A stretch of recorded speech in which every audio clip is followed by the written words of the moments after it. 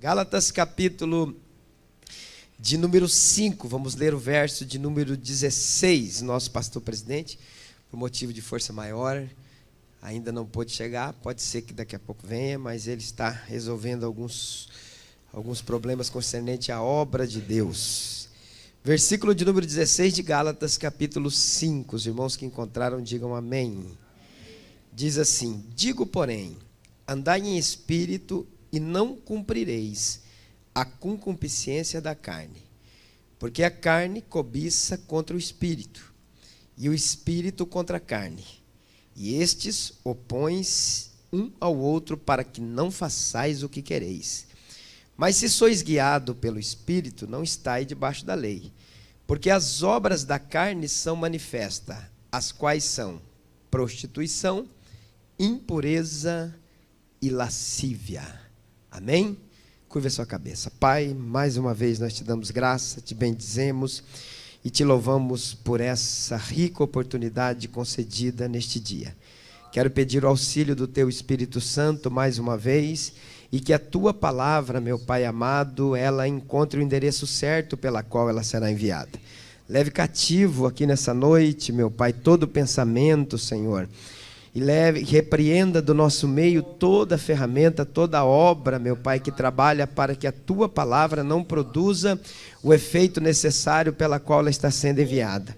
Tira do nosso meio, arranca, Pai, para que quando nós tivermos necessidade, essa palavra brote dentro de nós, floresça em nosso coração, e ao praticá-la, meu Pai, nós possamos obter sucesso, tanto espiritual como secular. Espírito Santo, continue conosco, é o nosso pedido e o nosso agradecimento, certo da tua resposta, no nome de Jesus, e os que concordam comigo dizem amém. Tome teu assento, muito obrigado, queridos, pela presença dos irmãos. Muita chuva, né? Mas você está aqui nessa noite para poder ouvir a palavra do Senhor. A plataforma pela qual o Espírito Santo de Deus se move ainda é a palavra de Deus, é pela palavra, né? Essa noite, irmãos, nessa série de estudos de terça-feiras que nós estaremos realizando, o primeiro tema que nós vamos abordar aqui nessa noite, nós vamos falar um pouco sobre a luxúria. Nós vamos falar algo aqui nessa noite, nós vamos trazer aqui a interpretação e o significado, né, desse mal que tem atacado de uma forma violenta mesmo os membros de igreja, as famílias. Ela não tem tido piedade das pessoas e às vezes, por não defini-la bem ou por não conhecê-la bem, a gente acaba às vezes estando emaranhado no meio dela e vai trazer prejuízos enormes para a nossa vida.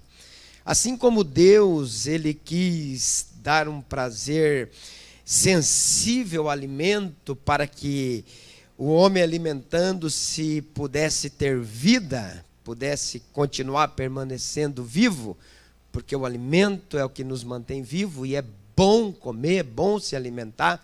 Deus também, queridos irmãos, Ele concedeu à humanidade a realização do prazer sexual, por meio da qual também a espécie humana se multiplica. É um prazer íntimo permitido ao casal, unido pelo matrimônio, que se abre também à graça da procriação. O sexo é algo bom, é algo criado por Deus, é algo maravilhoso. Mas, por exemplo, a luxúria literalmente deturpou a vida sexual do ser humano. Se nós pudéssemos, na nossa introdução aqui, dizer para vocês que essa mesma gama de homens que separaram esses pecados no século IV, alguns deles chegaram à ignorância de cortar a sua própria genitália, achando que o sexo era algo do diabo. Freis que tomaram essa decisão, demonizando literalmente aquilo que Deus fez para poder o homem procriar, para poder ter intimidade. O sexo é algo que gera intimidade, gera procriação, e o sexo, queridos irmãos, ele faz com que nós literalmente literalmente, queridos, encontramos o prazer no relacionamento de duas pessoas. Sexo é uma coisa maravilhosa que Deus fez, mas a luxúria, infelizmente, veio e deturpou, estragou, provocou uma degradação de algo que é bom no tocante à dimensão sexual, fragilizando o indivíduo e levando muitos ao vício.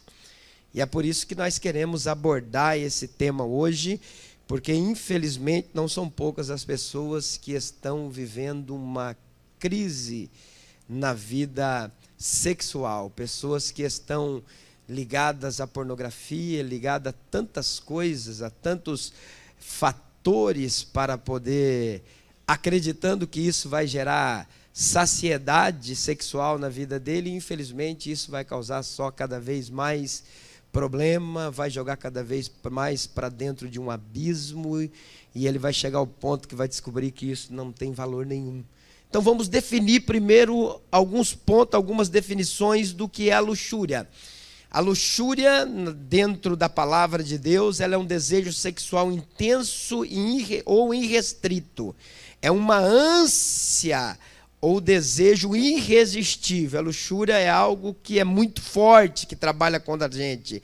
A luxúria ou a lascívia é uma emoção de intenso desejo pelo corpo. Ponto. Deixa eu explicar aqui, porque a ciência e a filosofia diz que a luxúria é um impulso. Isso é filosofia e ciência.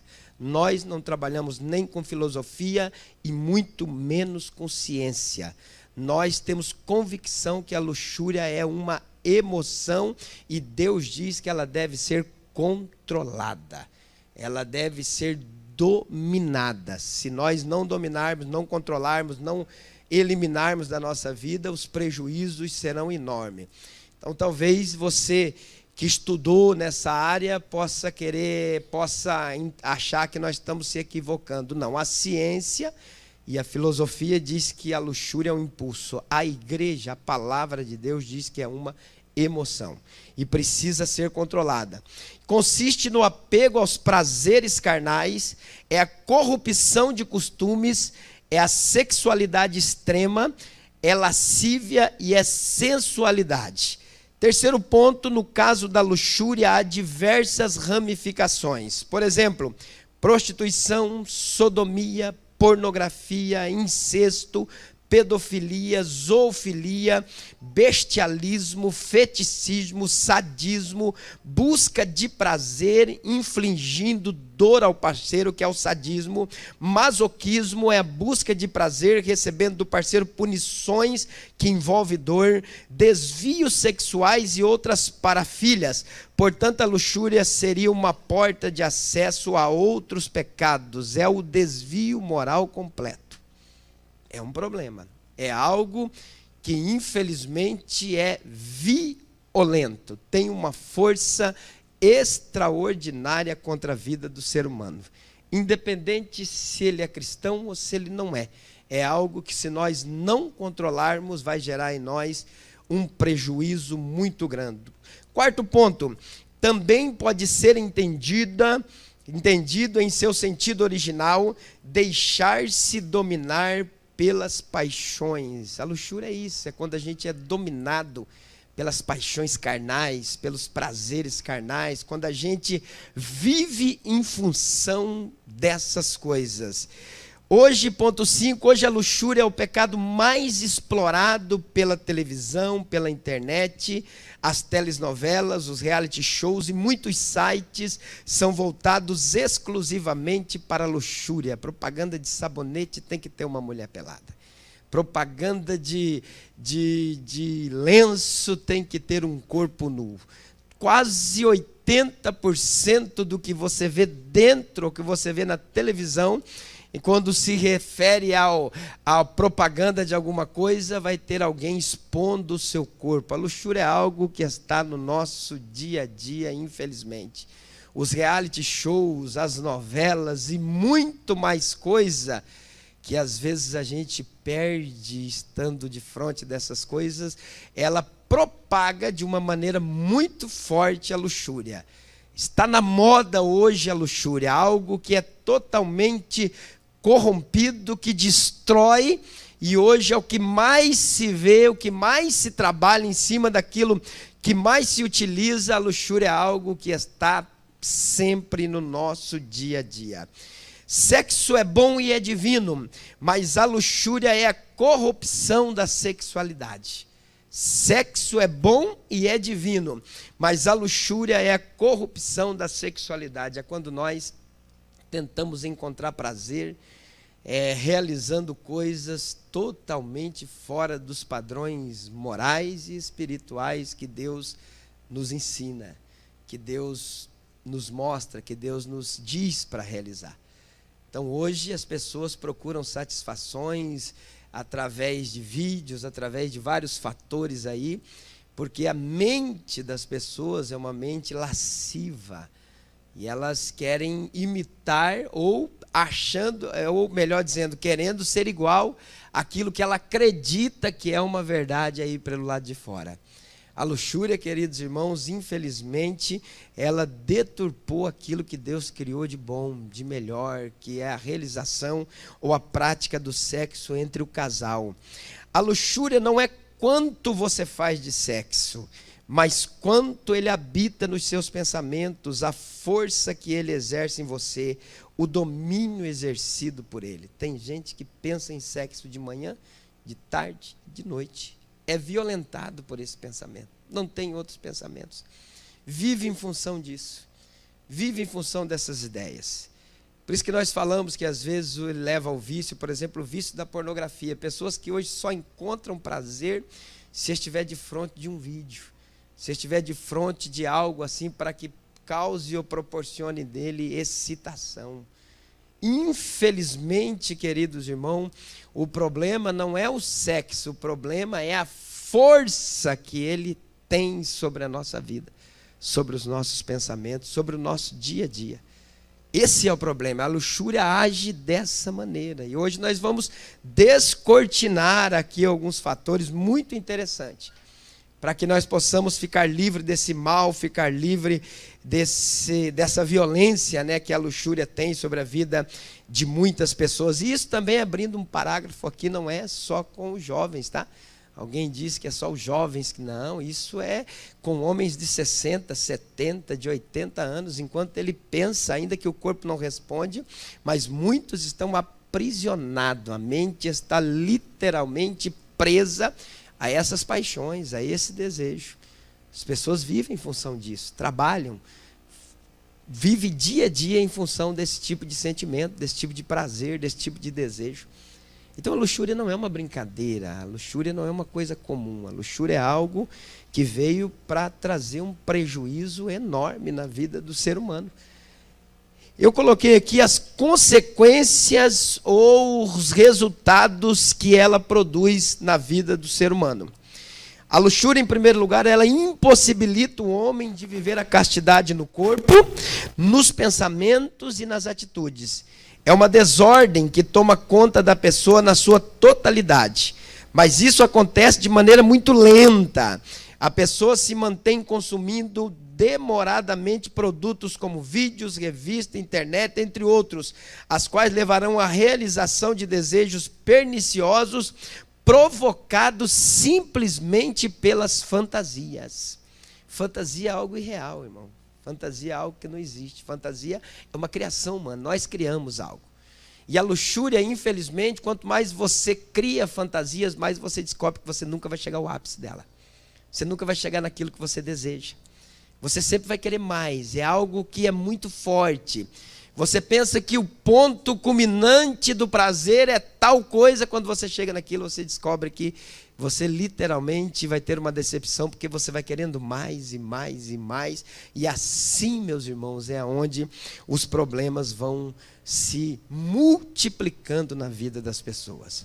No livro de Hebreus, capítulo 13, versículo 4, a Bíblia diz: venerado seja entre todos o matrimônio e o leito sem mácula, porém aos que se dão à prostituição e aos adúlteros, Deus os julgará. A luxúria já tem feito muitos matrimônios, muitos casais perderem ou serem destruídos por causa de não se preocuparem com esse tipo de problema.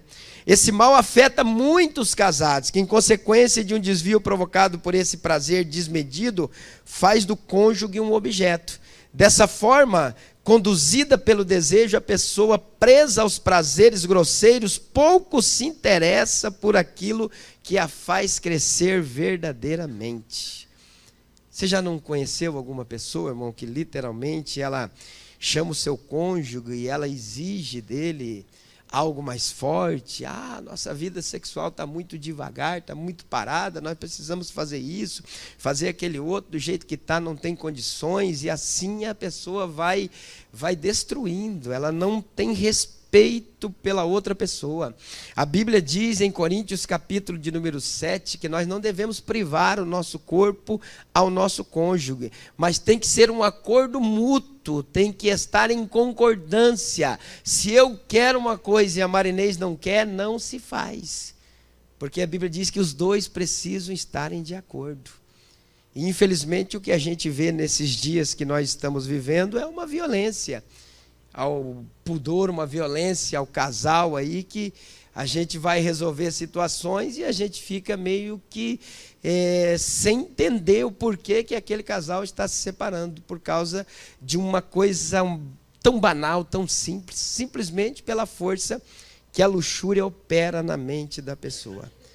Porque ela quer alguma coisa que ela não vai conseguir alcançar.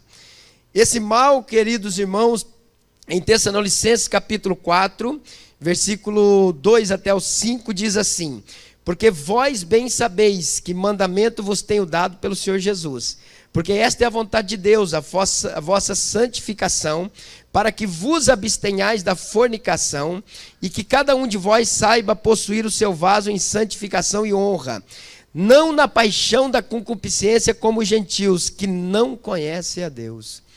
Uma coisa que tem sido natural, mas para a igreja nunca vai ser natural, é o jovem se relacionar sexualmente antes do casamento. Parece que um certo temor desapareceu, como se fosse uma coisa simples, uma coisa comum. Eles praticam o ato sexual e acreditam que não vai ter problema nenhum. Uma certa feita, um menino veio conversar comigo, falou: pastor, eu fiz isso, tal, não aguentei, foi muito forte, e eu estou muito arrependido. Eu fui bem claro com ele, eu falei assim: então você está perdoado. Amém? Ele ficou feliz, amém, pastor, graças a Deus, mas a consequência vai te acompanhar. O que vai acontecer com você, só Deus sabe. O perdão, queridos, Deus ele perdoa quando há o arrependimento, mas a consequência do pecado acompanha a pessoa por um tempo que só Deus pode dizer. Quantos casamentos que a gente encontra aí que parece que tem tudo para dar certo, mas daí você chega, é briga para lá, é briga para cá, é isso, é cadeira que voa. Você chega e pergunta: deixa eu perguntar, quando vocês eram solteiros, vocês estavam na igreja, vocês chegaram a praticar o ato sexual? Pastor, a gente fez um monte de vezes. Confessaram para o pastor? Não confessamos. Então eu vou ficar orando aqui de bobeira. Porque o pecado, a fornicação, é um pecado que, se você se arrepender, Deus vai te perdoar. Mas só que a consequência é inevitável. Todo mundo sabe perfeitamente a história de Davi. Davi ficou 7 dias de jejum pelo erro que ele tinha cometido, pelo bebê que estava sendo gerado. Deus falou para ele: sai para fora, se alimenta, coma, traz alegria para a tua alma, mas a espada nunca mais vai sair de dentro da tua casa. E não estou falando do pastor José Amorim, eu estou falando de Davi, que a Bíblia diz que era um homem segundo o coração de Deus. E às vezes nós vemos pessoas que pensam que a prática do sexo é uma coisa comum, uma coisa banal. Pode deitar e rolar, vamos lá, se arrependemos, ou se não, pior ainda. Não, fizemos sexo, vamos casar, está tudo certo, está tudo apagado, foi tudo para o mar de esquecimento. Claro que não. Claro que não, pelo amor de Deus. Nunca pense isso, de jeito nenhum. O perdão você pode alcançar mediante o arrependimento, mas a consequência dele vai te acompanhar. E aí, assim como a gente é homem e é mulher para poder fazer o ato fora do casamento, tem que ser homem, tem que ser mulher para aguentar a consequência. Mas está pronto na hora que ela vir dizer para Deus: eu estou pronto para receber a justa correção que eu devo receber. Porque infelizmente a gente não vê muito isso, né? A gente fica com medo às vezes de perder algum jovem, alguma coisa. Não, filho, está tudo certo, você se arrependeu, está tudo perdoado. Não, a sua salvação você não vai perder mesmo se você se arrepender de coração. Mas a consequência do seu pecado, ela vai acompanhar você muito tempo. Então é por isso que é bom não praticar esse tipo de coisa. A Bíblia diz, eu peguei um ponto que eu coloquei aqui, que um jovem tem como hábito às vezes, ficar com várias meninas ao mesmo tempo. Certamente ele terá muita dificuldade no futuro de manter a fidelidade a uma esposa só. Se você vê esses camaradas que pula para lá, pula para cá, e pega aqui, pega lá, pega aqui, as moças até têm que dar uma avaliada. Se o cara é muito dado, você fica meio longe dele, se afasta, porque fatalmente é muito difícil conseguir ser fiel a uma esposa só. É um mal, a luxúria. Eu vou usar uma frase que um pastor disse, é um demônio. E ele não brinca de ser demônio, é uma emoção que conduz o homem à perdição. Então a gente tem que tomar muito cuidado com isso. Os vícios impuros paralisam os gostos para tudo aquilo que é nobre. Preste atenção. Os vícios impuros paralisam os gostos para tudo aquilo que é nobre. A amizade pura quase que desaparece, pois quem vive o desequilíbrio torna-se escravo das paixões. Queridos, o que é nobre é você ser uma pessoa normal, é você ser uma pessoa que anda dentro dos padrões divinos. O sexo, ele não pode ser senhor na nossa vida. O sexo tem que ser escravo, o sexo tem que ser dominado. O sexo não pode guiar os pensamentos do ser humano. Hoje, o que a gente mais vê literalmente é as pessoas guiadas por essa força. As pessoas vivendo em função disso. A luxúria, ela vai trazer coisas que vocês ficam, às vezes, perplexos. Você quer ver um ato que a luxúria faz dentro de muitos corações e que a gente julga, ou a gente acredita que são homens e mulheres de Deus? 1 Timóteo capítulo 2, versículo 9 até o versículo 10. A Bíblia diz assim, que do mesmo modo as mulheres se ataviem em traje honesto, com pudor e modéstia, não com tranças, ou com ouro, ou com pérolas, ou vestidos preciosos, mas como convém às mulheres que fazem profissão de servir a Deus, com boas obras. Quem pode me definir o que é pudor? Quem pode me definir o que é pudor? Alguém pode me definir? É quando a gente não se dá a sensualidade, irmão. Tem algo que a gente precisa entender e não tem como mudar. Eu coloquei aqui que a mulher ser ou estar bonita nunca foi pecado.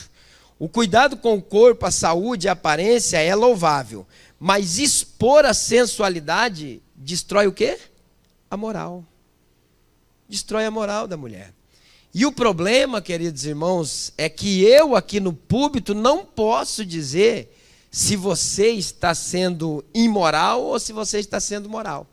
Porque quando você coloca a tua roupa e que você olha na frente do espelho, você sabe o sentimento que você está sentindo. Hoje eu estou quebrando tudo. Hoje eu estou arrebentando. Não tem como a gente avaliar, porque a Bíblia diz que tem homens que os seus olhos são carregados de adultério. Então, se a mulher colocar um saco de estopa, ainda ele vai ver ela nua.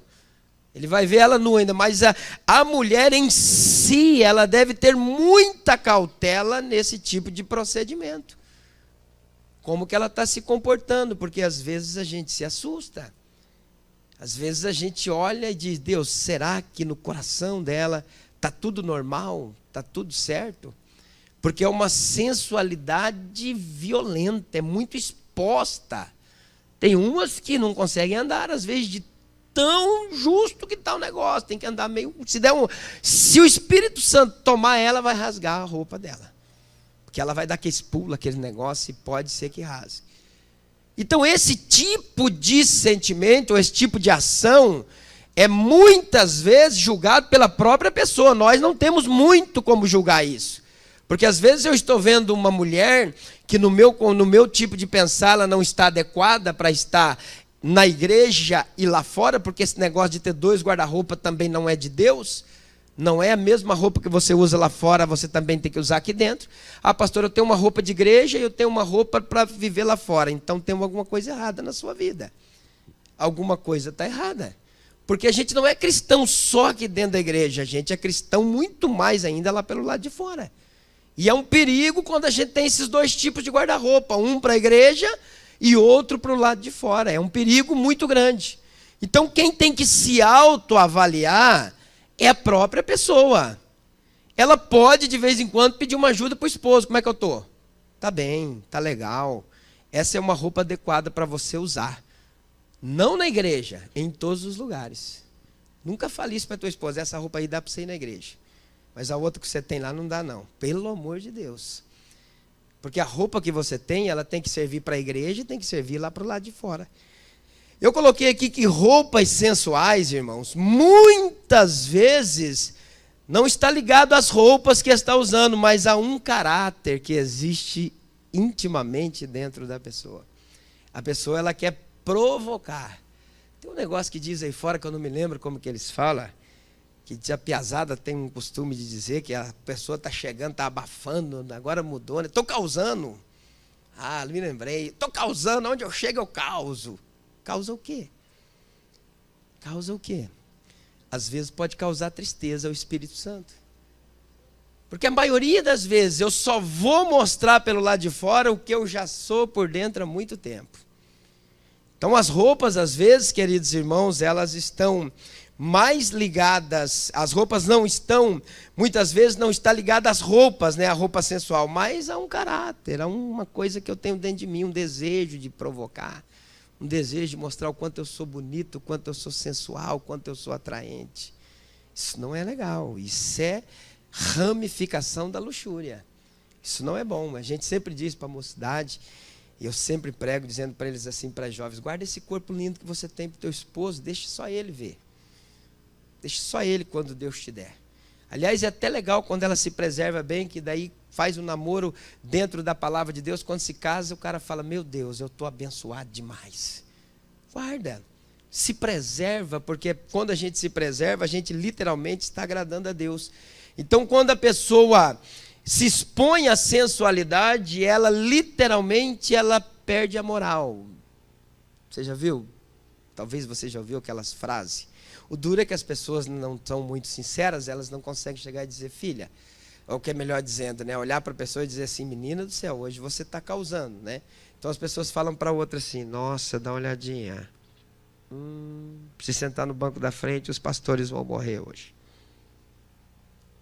A pessoa precisa ter esse discernimento, a luxúria provoca isso, a pessoa quer ser sensual. Ela quer apresentar algo. É um sentimento que tem dentro dela, então você pode se avaliar. Ah, pastor, eu uso umas roupas assim, assim, assado, mas eu não tenho esse tipo de sentimento. Maravilha, então tudo bem, não tem problema. Agora, 90%, quando a gente coloca, a gente dá uma olhadinha para o espelho e a gente fala, hoje eu vou parar o trânsito. Hoje as coisas vão ser diferentes. E os homens, em contrapartida, segundo Pedro, capítulo 2, versículo 14, diz assim, que tendo os olhos cheios de adultério, não cessando de pecar, engodando as almas inconstante, tendo o coração exercitado na avareza, são filhos de maldição. Os homens têm homens que a luxúria é tão forte na vida dele, é tão poderosa, que ele olha para uma mulher e ele já vê ela nua, despida, totalmente. Ele não consegue, ele já olha para ela, ele já literalmente, ele imagina ela completamente sem roupa. Luxúria. Uma obsessão pelo prazer. Um desejo intenso pelo prazer. Uma força gigantesca que leva a pessoa a tomar essas atitudes. Às vezes, você chega para conversar com alguém e a pessoa, o único assunto que ela tem está relacionado, muitas vezes, à vida sexual. Aí cumpre-se o que a palavra diz, a boca só fala do que o coração está cheio. A gente tem que tomar cuidado com isso, irmãos. Tem uns que não tem nem, eles não são nem discretos, né? Eles olham mesmo, eles acompanham a pessoa e deixam a pessoa até constrangida, né? Pela forma que eles agem. É a força da luxúria no coração do homem. É isso que ela exerce em nós, um desejo pelo outrem. A gente fantasia coisas que abominam a vontade de Deus e o Espírito Santo. Então não é uma brincadeira, é uma coisa séria. É uma coisa que, se a gente não tiver cautela, a gente daqui a pouco vai estar enrolado com isso, vai estar se envolvendo nisso e vai achar que é uma coisa natural, cobiçar a mulher do próximo, cobiçar o corpo das irmãs, e assim vice-versa, né? Que também tem irmãs que literalmente às vezes acabam caindo nesse desvario. Então a gente tem que tomar muito cuidado nesse tipo de coisa. Mateus capítulo 5, versículo 27, 28 e 29 diz assim: ouviste o que foi dito aos antigos? Não cometerás adultério. Eu, porém, vos digo que qualquer que atentar numa mulher para cobiçar, já em seu coração cometeu adultério com ela. Portanto, se o teu olho direito te escandalizar, arranca-o e atira-o para longe de ti. Pois é melhor que se perca um dos teus membros do que seja todo o teu corpo lançado no inferno. Tem umas partes na Bíblia que a gente às vezes pensa assim, mas por que tem isso ali, né? Não, que uma palavra dessa aqui, ela nos constrange fortemente. Se o teu olho cobiçar alguma mulher, arranca ele fora. Porque é melhor você ficar cego de um olho e todo o teu corpo ir para o céu, do que você ter os dois e ir para o inferno. Então, quando a gente está falando desse tipo de coisa, a gente não está falando, irmãos, de algo insignificante. O próprio Jesus disse que quando esse sentimento brotasse dentro de nós teríamos que tratá-lo. E tratá-lo do mesmo jeito que ele nos trata, tratá-lo com violência também, para que ele não se apodere da nossa vida. Hoje eu estava conversando com o irmão, estava dizendo assim que para algumas pessoas, por exemplo, a mídia, a tecnologia é uma extensão do seu corpo. Se está envolvido com pornografia, se não consegue vencer isso aí, corta esse braço. Corta esse celular, corta esse computador, tira isso da sua frente, da tua casa, da tua família. Pastor, eu tenho um mal comigo, eu tenho uma fraqueza, eu tenho um negócio. Rapaz, o meu conselho para você é simples e direto. Não adianta ficar caçando meios e não sei o que. Arranca aquilo que está te levando para o inferno. Se não consegue vencer esse desejo, se está diante de você todos os dias essas coisas, olha, eu fico um dia, no outro dia já estou vendo, arranca fora, fica sem. Porque alguns anos atrás ninguém tinha isso e agora as pessoas não conseguem mais viver sem esse tipo de coisa, porque é uma extensão do corpo. A TIM está fazendo uma propaganda na TV dizendo que o celular, irmão Jorge, é a extensão do corpo do ser humano. É forte ou não é? E o pior é que para alguns é mesmo. O pior é que tem pessoas que não conseguem ficar sem. Tem uns que não conseguem ficar 1h30 num culto desse aqui sem mexer no abençoado ou na maldição do celular. Porque ele pode ser bênção e maldição, depende de quem o tem e como usa. E aí, quando chegar ao final da carreira, o que faremos? Ah, Jesus, ninguém me avisou, Jesus, eu estou avisando. Estou avisando aqui, estou avisando pela internet, quem estiver me ouvindo, eu estou avisando. Que se isso te violenta, se a luxúria é um Deus na tua vida, corte um braço, arranque um olho, essas extensões, isso que te causa esses males, tira do seu caminho, para que você possa ter vitória, para que você possa ser abençoado. Muito difícil falar disso, mas se ninguém falar, eu, por exemplo, terei que dar conta lá na eternidade pelas coisas que eu não falei. A luxúria, irmão, envolve esses fatores da vida sexual. A luxúria faz com que as pessoas dominem outras pessoas. A luxúria, tem vezes que a gente vê pessoas. Uma vez eu tratei um caso, achei muito interessante, em que a irmã disse assim: eu não vou mais para a igreja, não quero mais ir para a igreja.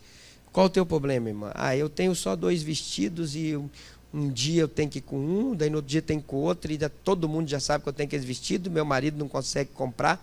Falei, qual a diferença faz? Se a irmã ir com um vestido todo domingo diferente, o que vai mudar? Se a senhora todo domingo tiver um vestido diferente, vai mudar o que na tua vida isso? Muda o quê? Qual a diferença que faz? Você ter um vestido para cada domingo o resto da vida, o que vai mudar? Dá uma notada onde que a luxúria trabalha. Onde que a vaidade chega. Chega ao ponto de trocar Deus porque tem 2 vestidos só, irmão. Não quer vir para a igreja mais. Falei, irmã, você está parando para analisar no que está dizendo? Olha, e para nós não é uma coisa normal? Não é uma coisa simples que a gente vê no dia a dia nosso? Às vezes a gente vê as nossas esposas dizendo isso. Meu Deus, se eu não comprar uma roupa, como é que eu vou fazer? Gente, aqui é diferente. Ei, aqui é outro reino, aqui é outro sistema, aqui é outra vida. Se não cair a ficha, a gente vai viver uma vida na igreja e uma eternidade no inferno. Como que eu vou trocar Deus, irmãos, por vaidades sedutoras que eu tenho na minha vida? O que as pessoas têm que saber se eu tenho só uma gravata ou tenho 50? O pastor Amorim está vindo com aquela camisa todo domingo. O que tem isso? O que muda na nossa vida isso? Se a pessoa não gostar, ela que deu uma camisa para o pastor Amorim de presente. Estou fazendo um exemplo, tá? Pessoa que chegar para você e dizer, filha, você só tem esse vestido só, mas se você me der um de presente, eu vou ficar feliz. Só que chega a esse ponto, esse sentimento, que algumas pessoas, tão atacadas, tão violentadas pela luxúria, param de servir a Deus por causa desse tipo de coisa. É forte ou não é? Já tinha ouvido isso na tua vida ou não? Pois eu sou pastor, já vi vários casos de irmãs que não querem vir para a igreja mais porque tem pouca roupa. E quando chegar no céu, qual roupa que ela vai usar? Não deixa isso acontecer na sua vida, pelo amor de Deus. Deus é mais, Ele sempre vai ser mais. A luxúria envolve vários aspectos da nossa vida, irmão, e ela literalmente, ela vai corrompendo aquilo que é sagrado, aquilo que foi feito para nós podermos aproveitar com prazer, com alegria. Vamos lá, como vencer a luxúria? Nós temos 10 minutos. Como vencer a luxúria? Primeira coisa, pense nas consequências quando você for tentado por ela. Lucas 12, versículo 2 e 3. Mas nada há encoberto que não haja de ser descoberto, e nem oculto que não haja de ser sabido. Porquanto tudo que em trevas disseste, a luz será ouvido. E o que falaste ao ouvido no gabinete, sobre os telhados serão apregoado. Queridos, preste bem atenção. Não se dê a luxúria, porque o que a luxúria produz para nós é vergonha, destruição moral, destruição familiar. Ela destrói literalmente o ministério. Quantos homens que vocês conhecem? Homens de Deus, eu estou falando homens de Deus, que por causa da luxúria, por causa de 10 minutos de prazer, jogou o ministério dele todo fora. Quantos que vocês já devem ter ouvido falar? Quantas mulheres de Deus que já sentou nessas cadeiras aqui, por causa de 10 minutos de prazer, segundo um escritor que tem aí secular, diz que o sexo é só 11 minutos de prazer. O que passar disso é o homem tentando dizer que ele é macho e a mulher tentando dizer que ela é fêmea. 11 minutos não vale a eternidade. Quantos que vocês já viram? Quantos casamentos, quantos maridos, quantas esposas, quantos filhos estão envergonhados porque estão dentro de um precipício, de um abismo chamado pornografia? Já pensou se de repente você está no oculto, escondido, a tua esposa, pá, o que é isso que você está fazendo aí? Olha a vergonha, o constrangimento que isso vai causar. E os filhos? O que os filhos vão pensar de saber que tem um pai pornógrafo? O que a gente precisa fazer, irmãos? Literalmente, a gente precisa pensar que a consequência da luxúria é devastadora. Não vale a pena. Não vale a pena. É muito pouco prazer para uma destruição tão grande. Então, a primeira coisa que você vai vencer esse mal na sua vida, pense na consequência. Se uma hora você estiver escondidinho ou estiver praticando alguma coisa indecente, pá, de repente alguém chega. Vocês já viram, irmãos, aqueles líderes, aqueles pastores, porque eu preciso falar que eu sou pastor, tenho que falar da minha classe, que eles são literalmente banalizados, perderam o seu ministério por causa de atitudes de luxúria, de brincadeiras, de piadas, de toques em pessoas que não deveriam tocar. Luxúria. Eu recebi um vídeo esses dias de um pastor que ia orar por uma irmã e ele começava com a mão na cabeça e ia descendo até embaixo. Banalizados. Se eu ver aquele pastor na rua, eu vou dizer para ele bom dia ou boa tarde só. Nunca vou dar para ele a paz do Senhor, porque ele não tem paz. O cara fazer isso e ainda alguém filmando? Para pensar, pense nas consequências, não vale a pena. Não vale a pena. Lute, vença. Tire todo tipo de luxúria do seu caminho, porque a vergonha, a destruição familiar, a destruição ministerial, a destruição da moral. Nunca mais a gente é a mesma pessoa. Ah, o fulano de tal, o pastor Amorim caiu em adultério, o sangue de Jesus tem poder, né? Nunca mais é você o mesmo. Nunca mais. Ainda que eu seja o maior homem de Deus, eu tenho que me contentar em entender que Deus me perdoou e eu vou herdar a eternidade. Mas a consequência vai ser que eu serei banalizado em todos os lugares que eu chego. Não foi aquele ali? Foi aquele ali que caiu com a fulana? É aquele ali, tá. Mesmo que eu tenha me arrependido profundamente, a luxúria gera esse tipo de fator na nossa vida. Segundo ponto, procure sempre ocupações, pois a ociosidade produz maus pensamentos e más atitudes. Tem que estar sempre fazendo alguma coisa. No dia em que os reis saíam à guerra, Davi estava na sua casa, na sua sacada, assistindo um filme pornográfico. Estava ou não estava? Amém ou não amém? Tinha que estar na guerra com Joabe ou não tinha? Não, vou assistir um filminho pornográfico. Tinha um filminho pornográfico e vou subir na sacada, vou dar uma olhadinha lá para baixo. Batseba, está ali. Vai para a guerra, Davi? Não, Batseba, estou vendo um filminho agora, não vou poder ir para a guerra. Ociosidade. Quem é aquela mulher? Aquela mulher é a mulher de Urias, o Eteu, é a mulher de um soldado seu, de um dos seus generais. Manda subir. Foi tão forte, irmãos, tão forte a força que a luxúria produziu em Davi, que ele esqueceu que o rapaz disse para ele, é a mulher de Urias. É mais ou menos assim, chefe, não é tua. Cai fora disso aí que você é laço. Isso é problema. Por quê? Porque tinha que estar lutando, tinha que estar na guerra, tinha que estar batalhando, mas estava onde? Na sacada do palácio, fazendo o que não devia. A maioria das pessoas que caem nesse pecado são pessoas que vivem na ociosidade, que vivem muito tempo na frente de uma televisão, que vivem muito tempo na frente de um computador, que vivem muito tempo sem coisas para fazer, que vive muito tempo, irmão, vulnerável às ações da luxúria. Procure ocupações. Quer ver uma ocupação fantástica? Dia que você não tiver nada para fazer, vá orar. Mas que orar é difícil demais, pastor. Fala outra coisa. Vá ler a Bíblia. Piorou. Piorou, começa a ler a Bíblia, eu começo a sentir, começo a bocejar, assim, parece que o sono vem. E aí? É isso que a luxúria faz, ela quer que você esteja sem fazer nada, ela quer que você não tenha ocupação, ela quer que você esteja à toa. Porque quando você está à toa, tua mente está limpa para ela poder atacar e te violentar com as ações dela. Procure ocupações, procure alguma coisa, vá caminhar. Em nome de Jesus, vá caminhar, vai para a rua, caminha 1h30, volta, vai fazer bem para a tua saúde física e espiritual. A maioria das pessoas que estão muito envolvidas com esse tipo de problema, irmãos, são pessoas que têm aquele espaço de ociosidade. E aí a ociosidade traz em primeiro lugar a culpa. Eita, sentimento do inferno esse. Esse é terrível, irmão Lala, um sentimento terrível. Porque depois de consumado o pecado, aquilo vem como um martelo na mente da gente. Caramba, por que eu fiz? Por que eu não fui lá na casa do Toninho? Por que eu não fui orar com a Maria Joana? Meu Deus, meu Deus. Já está feito. Deu brecha, deu um espaço. É um sentimento que causa enfermidades, é um sentimento que causa dores, é um sentimento que vai trazendo na vida da gente destruir. A culpa, irmãos, é um sentimento muito forte de destruição.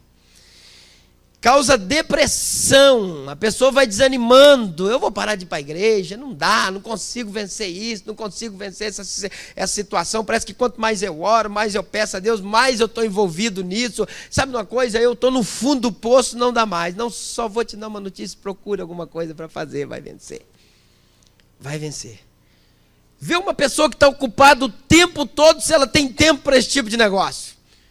Tem uns que levantam às 6h30 da manhã e chega em casa às 7h30 da noite, vem para a igreja, chega às 11 horas, o que ele quer fazer? Fala para mim. Vamos, gente, o que ele quer fazer? Ele quer dormir, irmão, ele quer roncar, ele quer cair na cama.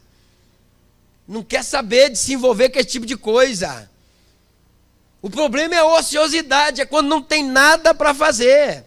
Quando não tiver nada para fazer, pegue um livro, lê um livro, ocupe a mente para você vencer esse inimigo que é tão poderoso. E são muitas as pessoas que vivem nessa situação que a gente conhece e auxilia elas dentro daquilo que elas têm necessidade. Quando a gente é ocioso, depois de consumado o pecado, vem a culpa, a depressão e o desânimo, irmãos. Procure ocupações, faça alguma coisa, vá ler, vá caminhar, faça algo para você poder vencer quando esses pensamentos malignos vierem sobre a sua cabeça. Terceiro ponto, busque a Deus e confesse os seus pecados. Ele está literalmente disposto a te perdoar. Se dissermos que não temos pecado, enganamo-nos a nós mesmos, e não há verdade em nós. Se confessarmos os nossos pecados, Ele é fiel e justo para nos perdoar os pecados e nos purificar de todo tipo de injustiça. Sabe qual é o melhor remédio para vencer pecado? Aqui tem alguns irmãos que congregou comigo bastante tempo nas igrejas que eu pastoreei. Eu conheço um antídoto para vencer pecado que não tem igual. 3 doses diárias, de manhã, meio-dia e noite. Não tem pecado que aguenta, arrebenta. Oração. Comece a orar. Sai dessa vidinha de mesmice. Sai do comum um pouquinho, tenta entrar no sobrenatural. Tome uma dose de oração de manhã, outra ao meio-dia e outra à noite, e se prepare para você ver o que vai acontecer dentro da sua vida, se ela vai continuar a mesma. Sabe por que você não ora e nós oramos muito pouco? Porque o diabo sabe o poder que a oração tem.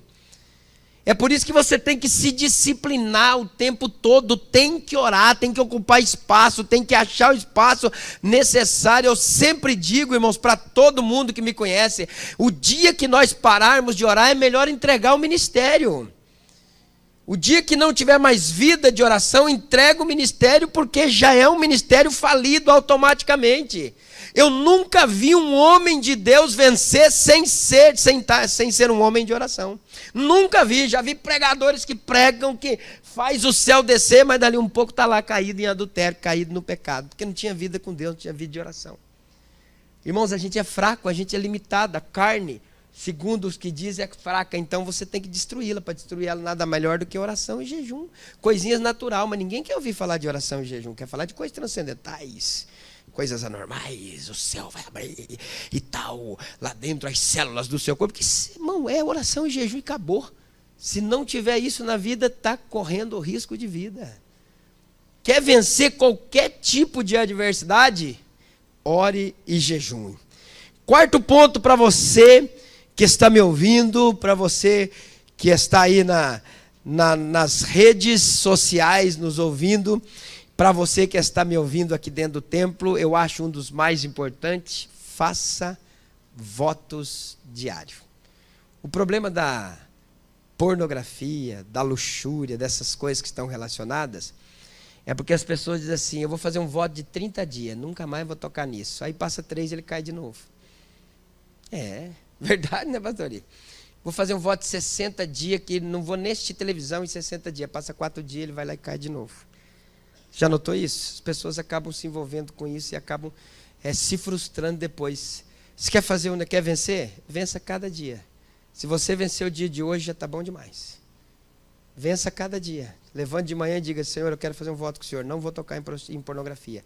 Não quero ver nada relacionado à prostituição. Senhor, hoje eu vou colocar uma roupinha legal para ir para a igreja e vou jogar aquelas fora que eu tenho aí que é meio indecente. Hoje. Faça votos diários, porque todas as vezes que você faça votos, que você faz um voto diário, você só tem um dia para vencer aquilo. É impossível você não ter força. É só um dia. Hoje eu não vou mexer em prostituição, hoje eu não vou mexer em pornografia. Chegou de noite, meia-noite, dá glória a Deus, ora, obrigado Jesus, estou indo deitar. Eu venci esse dia. 6h30 da manhã, quando eu estou para trabalhar, Senhor, eu quero fazer um voto. Fala, meu filho, que o teu Deus ouve. Não vou mexer em prostituição hoje. É assim. Quando você vê, acabou. Foi embora, foi eliminado. O problema é que nesse ano, 1º de janeiro, eu vou ficar um ano inteiro, não vou mexer nisso aí. Pô, dado 3 meses, está lá de novo. O voto, queridos, a Bíblia diz assim, e eu acho interessante que a Bíblia Sagrada diz, que no livro de Eclesiastes, capítulo 5, que não te precipites com a tua boca, nem o teu coração apresse a pronunciar palavra alguma diante de Deus. Porque Deus está nos céus e tu estás sobre a terra, assim sejam poucas as tuas palavras. Porque da muita ocupação vem os sonhos e a voz do tolo da multidão. Quem fala demais é tolo, a Bíblia diz. Meu Deus, Mário, me ajuda a falar menos. Quem fala demais é tolo, a Bíblia diz. E a Bíblia termina dizendo assim: melhor é que não, quando a Deus fizeres algum voto, não tardes em cumpri-lo. Porque Deus não se agrada de pessoas tolas. O que votares, paga-o. Melhor é que não votes do que votares e não cumprires. Não consista que a tua boca faça pecar a tua carne. Nem digas diante dos anjos que foi um erro, porque essa razão se iraria Deus contra a tua voz e destruiria as obras das tuas mãos. É só um dia para você vencer esse mal. Ah, pastor, eu estou muito envolvido, não é questão de pornografia, mas eu sou muito vaidoso, e a gente tem visto aí às vezes uma rapaziada, uns homens que agora parece que também querem expor o corpo, né? O negócio é bem... Tem umas calças assim que a gente fica até meio preocupada, né? Se precisar dar um chute assim, o negócio vai rasgar de fora a fora, que está muito... A gente fica meio preocupado, né? Segundo um professor que eu estudei com ele, é porque existe hoje uma ausência muito grande da figura paterna na família e o moço vai se identificando com as vestimentas da mãe. E aí eles querem, pode ver que essa geração agora estão com camisinha muito apertadinha, tal, e coisa e tal, umas coisas meio estranhas. Mas quem trabalha nos corações é Deus. Nós falamos a palavra e Deus age da forma que Ele quer. Se coloque em pé. Foi embora o horário. Que pena. Provérbios capítulo 20, versículo de número 25. Laço é para o homem apropriar-se do que é santo. E é só refletir depois de feito os seus votos. Queridos, não sei qual é a sua situação, não sei você que está me ouvindo aí na internet, mas sei que a luxúria já destruiu famílias, eu sei que a luxúria já destruiu o ministério, eu sei que a luxúria já destruiu moral de gente boa, não é gente ruim não, gente boa. Eu sei que a luxúria, ela não tem misericórdia de ninguém. Então que você tente, que você ore a Deus, que você pratique essas coisas para que você possa ser livre disso. Uma frase que vocês vão ver eu dizer o tempo todo aqui, irmãos: não viva em função dos outros. Viva conforme aquilo que você gosta, aquilo que você acha bom. Não ande com a mente de outras pessoas. A moda agora é andar com uma roupa super justa. Isso é moda deles, a tua tem que ser outra. A moda agora é mostrar de uma forma muito clara as curvas do nosso corpo. Essa é a moda deles, não é a nossa. Nós somos de um outro reino. O nosso reino não é esse reino aí de fora. Você já notou que quando Jesus nos salva, a gente entra para o reino e muda muitas coisas. A gente muda o jeito de falar.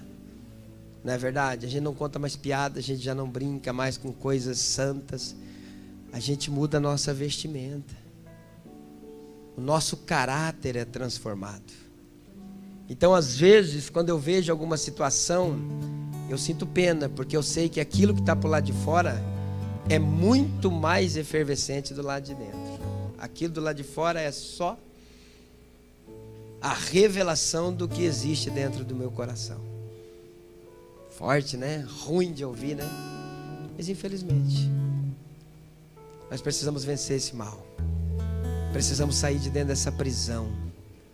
Precisamos entender que se nós cumprirmos a palavra de Deus, nós alcançaremos êxito.